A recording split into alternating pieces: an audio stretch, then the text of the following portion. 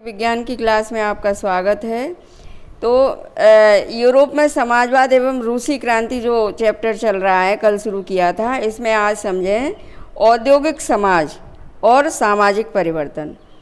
ये राजनीतिक रुझान एक नए युग का द्योतक थे उस समय, यानी राजनीति में जो रुझान आया वो एक नए युग के आने की शुरुआत थी। यह दौर गहन सामाजिक एवं आर्थिक बदलावों का था, यानी इस दौर में बहुत सारे सामाजिक और आर्थिक परिवर्तन आए। यह ऐसा समय था जब नए शहर बस रहे थे, नए नए औद्योगिक क्षेत्र विकसित हो रहे थे, रेलवे का काफ़ी विस्तार हो चुका था। अब रेलवे के विस्तार से भी समाज में परिवर्तन तेज़ी से आया, क्योंकि लोग बाग अब एक जगह से दूसरी जगह आसानी से आ जा रहे थे और औद्योगिक क्रांति संपन्न हो चुकी थी, यानी औद्योगिक क्रांति आ चुकी थी। औद्योगिकरण ने औरतों, आदमियों और बच्चों सबको कारखानों में ला दिया, यानी पहले जो लोग घर में थे अब वो कारखानों में आ गए और एक दूसरे से, यानी अलग अलग क्षेत्रों के लोग एक दूसरे से मिल रहे हैं। काम के घंटे यानी पाली बहुत लंबी होती थी और मजदूरी बहुत कम थी। बेरोज़गारी आम समस्या थी, बेरोज़गारी बहुत ज़्यादा थी। मताधिकार आंदोलन यानी वोट डालने का अधिकार पाने के लिए चलाया गया आंदोलन। मजदूरी बहुत कम थी, बेरोज़गारी ज़्यादा थी और औद्योगिक वस्तुओं की मांग में गिरावट आ जाने पर तो बेरोज़गारी और बढ़ जाती थी। शहर तेज़ी से बसते और फैलते जा रहे थे, यानी चूँकि औद्योगिकरण आ गया था, इस वजह से नए नए शहर बस रहे थे और बढ़ रहे थे, फैल रहे थे। क्योंकि गांव का जो बेकार व्यक्ति था वो मजदूरी की तलाश में शहर आता था और इन फैक्ट्रियों में काम करता था, इसलिए आवास और साफ सफाई का काम भी मुश्किल होता जा रहा था। उदारवादी और रेडिकल दोनों ही इन समस्याओं का हल खोजने की कोशिश कर रहे थे। लगभग सभी उद्योग व्यक्तिगत स्वामित्व के थे, यानी जो उद्योग थे वो पर्सनल लोगों के थे, वो अपना पैसा लगा करके बड़े बड़े उद्योग खोले हुए थे, व्यापारी बड़े बड़े। बहुत सारे रेडिकल और उदारवादियों के पास भी काफ़ी संपत्ति थी, यानी ये लोग भी पैसे वाले थे और उनके यहाँ बहुत सारे लोग नौकरी करते थे। उन्होंने व्यापार या औद्योगिक व्यवसायों के जरिए धन दौलत इकट्ठा की थी, इसलिए वह चाहते थे कि इस तरह के प्रयासों को ज़्यादा से ज़्यादा बढ़ावा दिया जाए। उन्हें लगता था कि अगर मजदूर स्वस्थ हों और नागरिक पढ़े लिखे हों तो इस व्यवस्था का भरपूर लाभ लिया जा सकता है। कहने का मतलब ये है, जो औद्योगिक इस समय स्थिति बनी थी, बड़े बड़े उद्योग विकसित हो रहे थे, तो स्वस्थ मजदूर और पढ़े लिखे मजदूर ज़्यादा अच्छे से काम कर सकते थे। ये लोग जन्मजात मिलने वाले विशेषाधिकारों के विरुद्ध थे, यानी ये उद्योगों को तो बढ़ावा देना चाहते थे क्योंकि उद्योगपति थे, लेकिन ये जन्मजात जो लोगों को विशेष अधिकार मिलने चाहिए उनके विरुद्ध थे, जैसे कि कुलीन लोगों को मिले हुए थे। व्यक्तिगत प्रयास, श्रम और उद्यमशीलता में उनका गहरा विश्वास था, यानी व्यक्ति प्रयास करे, उद्यमशील हो। उनकी मान्यता थी कि यदि हरेक को व्यक्तिगत स्वतंत्रता दी जाए, यानी ये व्यक्तिगत स्वतंत्रता देने के पक्ष में नहीं थे, गरीबों को रोज़गार मिले और जिनके पास पूंजी है उन्हें बिना रोक टोक काम करने का मौका दिया जाए तो समाज तरक्की कर सकता है। कहने का मतलब ये है कि ये व्यक्तिगत स्वतंत्रता मिलने के पक्ष में थे और गरीबों को रोज़गार मिलेगा, उनके पास पूंजी बढ़ेगी, काम मिलेगा तो समाज तरक्की करेगा। इसी कारण 19वीं सदी के शुरुआती दशकों में समाज परिवर्तन के इच्छुक बहुत सारे कामकाजी स्त्री पुरुष उदारवादी और रेडिकल समूहों व पार्टियों के इर्द गिर्द गोलबंद हो गए, यानी इनसे जुड़ गए। यूरोप में 1815 में जिस तरह की सरकारें बनी उनसे छुटकारा पाने के लिए, मतलब 1815 में जो सरकारें बनी वो राजा स्वेच्छाचारी होते थे और विशेष अधिकार कुछ ही लोगों के हाथ में थे, तो इनसे छुटकारा पाना चाहती थी जनता जो है। इनके लिए कुछ राष्ट्रवादी और उदारवादी और रेडिकल आंदोलनकारी क्रांति के पक्ष में थे कि इस व्यवस्था से छुटकारा पाया जाए। फ्रांस, इटली, जर्मनी और रूस में ऐसे लोग क्रांतिकारी हो गए और राजाओं के तख्ता पलट का प्रयास करने लगे। और राष्ट्रवादी कार्यकर्ता क्रांति के जरिए ऐसे राष्ट्रों की स्थापना करना चाहते थे जिनमें सभी नागरिकों को समान अधिकार प्राप्त हों।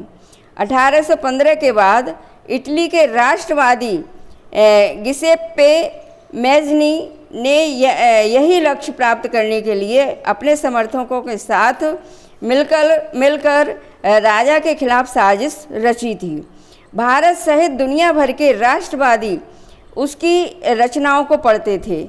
यानी भारत में भी प्रयास किया गया था, क्योंकि हमारा देश तो परतंत्र था, तो इसलिए बहुत ज़रूरी भी था।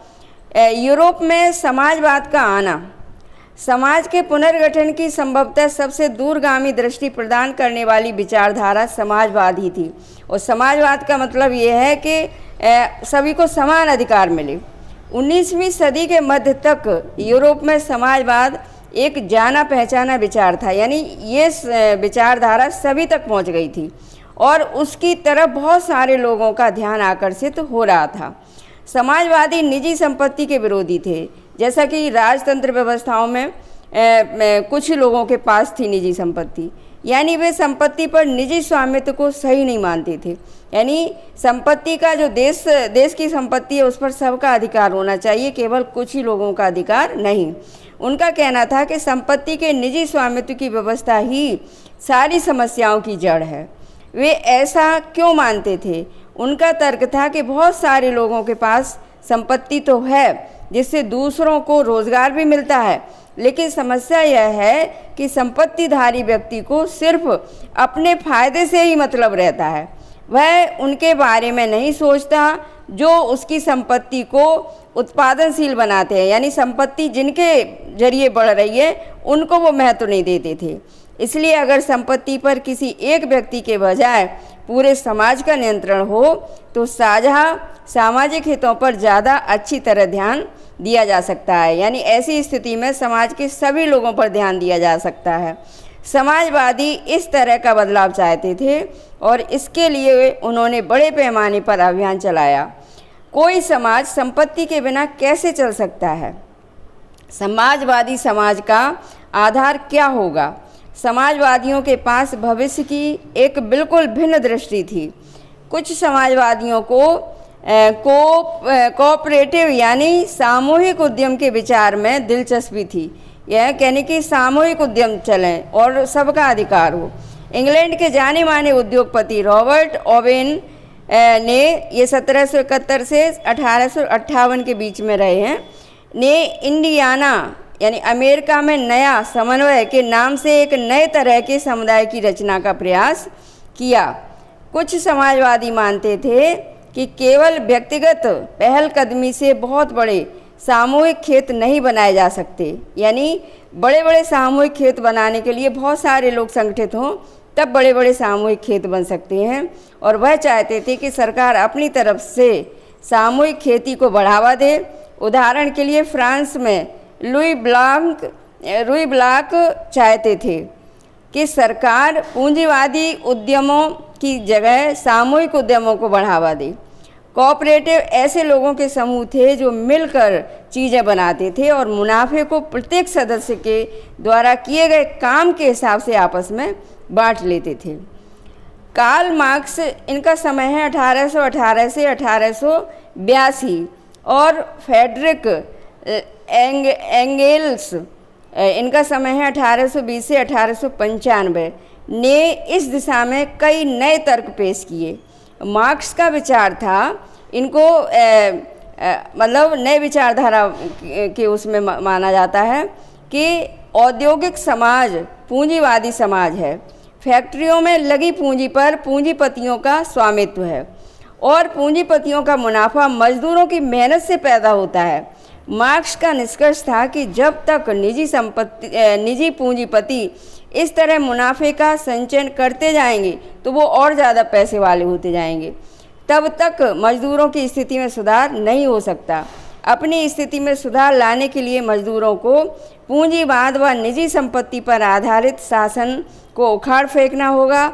मार्क्स का विश्वास था कि खुद को पूंजीवादी शोषण से मुक्त कराने के लिए मजदूरों को एक अत्यंत भिन्न किस्म का समाज बनाना होगा और जिसमें सारी संपत्ति पर पूरे समाज का यानी सामाजिक नियंत्रण और स्वामित्व रहेगा, व्यक्तिगत नियंत्रण नहीं होगा।